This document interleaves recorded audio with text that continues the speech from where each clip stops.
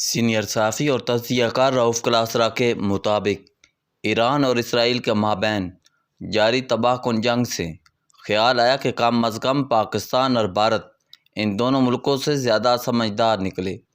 پاکستان اور بھارت اس لیے بھی خوش قسمت ہیں کہ اگر یہ چھوٹی موٹی جنگ شروع کر بھی بیٹھے تو فوراً پوری دنیا خصوصاً امریکہ دونوں پہلوانوں کو برابر چھڑا دیتا ہے، جس پر دونوں ملکوں کی قیادت اور عوام فتح کے نعرے مارتے رہتے ہیں۔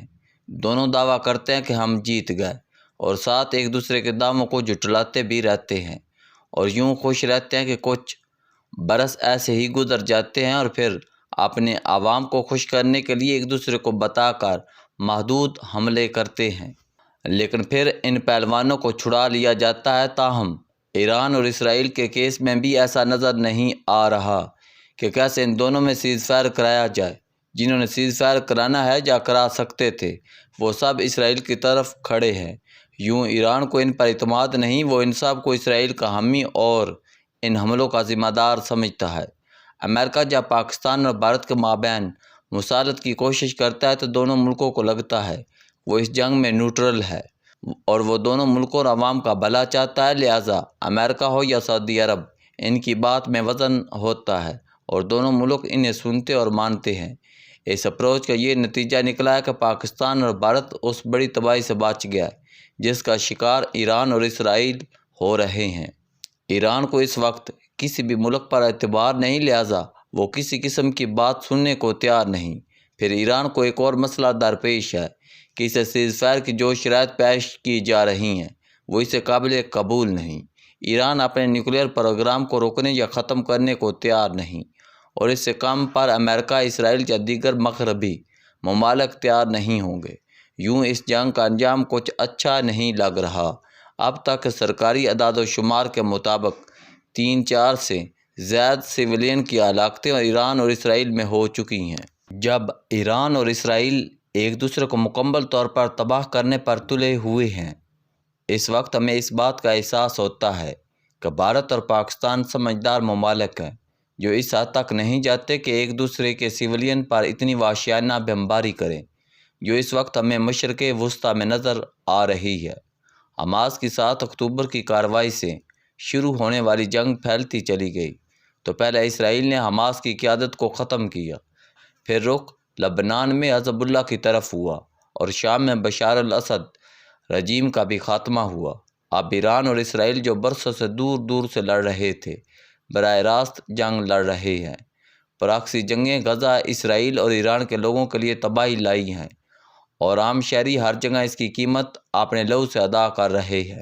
سویلین بیچارے اپنے کنبوں کے ساتھ سکون سے رہنا چاہتے ہیں، لیکن حکمرانوں کی خواہشات اور دشمنیاں انہیں سکون سے رہنے نہیں دیتی اور ہر جگہ میں تباہی نظر آتی ہے۔ اس لیے جب میں پاکستان اور بھارت کو دیکھتا ہوں تو مجھے سکون ملتا ہے کہ ان دونوں ملکوں نے وہ روٹ نہیں لیا جو اس وقت اسرائیل اور ایران لیے ہوئے ہے۔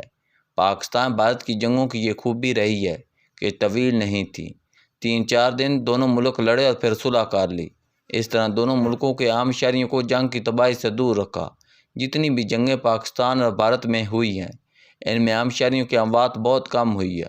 دونوں ملکوں کی فوجیں ہی لڑی ہیں، چاہے جنگ کا نتیجہ کچھ بھی نکلا ہو۔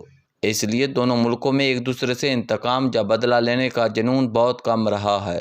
اگر دیکھا جائے تو دونوں ملکوں کے پاس اتنا خوفناک اسلحہ کہ ایک دوسرے کو چھوڑیے پوری دنیا کو 7 دفعہ تباہ کر سکتے ہیں۔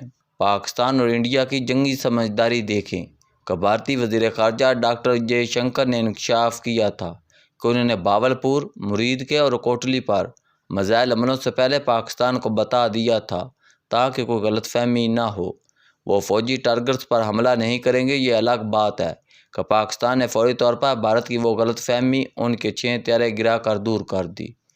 اگر آپ کو بھارتی وزیر اعظم مودی کی تقریر یاد ہو تو اس میں وہ حیرت کا اظہار کر رہے تھے۔ وزیر اعظم مودی کی اس سادگی یا حماقت پر جہاں پوری دنیا ہنس رہی تھی، وہاں بھارت کے اندر بھی ان کا مذاق اڑایا گیا کہ آپ کیسے وزیر اعظم اور لیڈر ہیں کہ کسی ملک پر حملہ کرنے کے بعد اس ملک کی فوج سے یہ توقع رکھتے ہیں کہ وہ آپ کو جواب نہ دے۔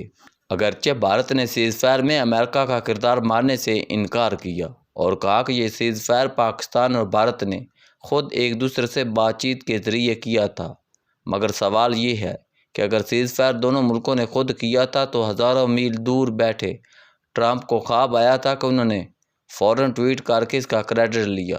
یہاں پاکستان نے پھر سمجھداری دکھائی اور اس سیز فائر کا کریڈٹ انہوں نے صدر ٹرمپ کو دیا اور ان کا شکریہ ادا کیا۔ مجھے سمجھ نہیں آئی کہ بھارت کو ٹرمپ کی اس کوشش سے مسلسل انکار کر کے کیا مل رہا ہے۔ مزے کی بات ہے کہ بھارتی حکام صدر ٹرمپ کا نام لے کر انکار نہیں کر رہے، جب آپ اپنے عوام کو ان کی اوقات سے زیادہ بانس پر چڑھا دیتے ہیں کہ اب اپن ہی اس دنیا کا بھگوان ہے، تو یہی ہوتا ہے۔ یہ بات پچھلے 10 برس سے مودی صاحب بھارتی عوام کے ذہنوں میں مسلسل انڈیر رہے ہیں کہ دنیا کو اب ہم چلائیں گے۔ پاکستان تو بہت معمولی بات ہے، اب دنیا کے سارے فیصلے نیو دہلی میں ہوں گے۔ یوں اپنے عوام کو اتنا اوپر لے جا کر جب سیز فائر کیا تو بھارتی عوام کا ذہن ماننے کو تیار ہی نہیں تھا کہ اس جنگ میں انہیں شکست ہوگی اور بھارت ہمارے جدید جنگی طیارے کھو بیٹھا ہے۔ ہمارے بھارتی دوستوں کی باڈی لینگویج سے بھی اندازہ ہو رہا ہے کہ اس جنگ میں کسی کا پلڑا بھاری رہا۔ میرے اپنے چند اچھے بھارتی دوست جن سے بات چیت ہوتی رہتی ہے، جنگ سے پہلے اور سیز فائر کے بعد ان کے رویوں اور گفتگو میں بہت فرق ہے۔